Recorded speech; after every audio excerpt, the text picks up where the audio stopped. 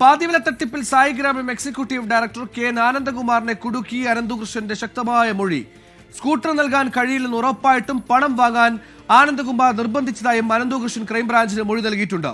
ഇതിനിടെ അനന്തകുമാറിന്റെ മുൻകൂർ ജാമ്യാപേക്ഷ പരിഗണിക്കുന്നത് വീണ്ടും മാറ്റി.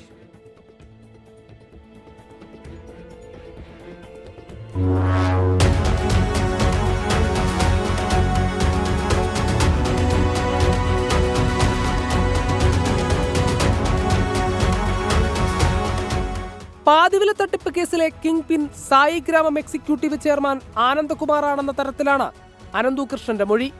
സ്കൂട്ടർ നൽകാൻ കഴിയില്ലെന്നുറപ്പായിട്ടും പണം വാങ്ങാൻ ആനന്ദകുമാർ നിർബന്ധിച്ചു.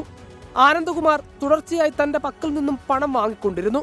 പണം കൈമാറിയതിന്റെ രേഖകൾ കൈവശമുണ്ടെന്നും അനന്തകൃഷ്ണൻ ക്രൈംബ്രാഞ്ച് മുമ്പാകെ വ്യക്തമാക്കിയിട്ടുണ്ട്. കേസിൽ അനന്തകൃഷ്ണന്റെ കസ്റ്റഡി കാലാവധി ഇന്ന് അവസാനിക്കും. മറ്റു കേസുകളിൽ പ്രതിയെ വീണ്ടും കസ്റ്റഡിയിൽ വാങ്ങാനാണ് ക്രൈംബ്രാഞ്ച് തീരുമാനം. ഇതിനിടെ അനന്തകുമാറിന്റെ മുൻകൂർ ജാമ്യാപേക്ഷ പരിഗണിക്കുന്നത് കോടതി വീണ്ടും മാറ്റി. പോലീസ് റിപ്പോർട്ട് ലഭിക്കാത്തതാണ് കാരണം. ഇത് 4ാം തവണയാണ് ഹർജി മാറ്റുന്നത്. പോലീസ് റിപ്പോർട്ട് നൽകാത്തതിന്റെ കാരണം വ്യക്തമല്ല. 24 കൊച്ചി.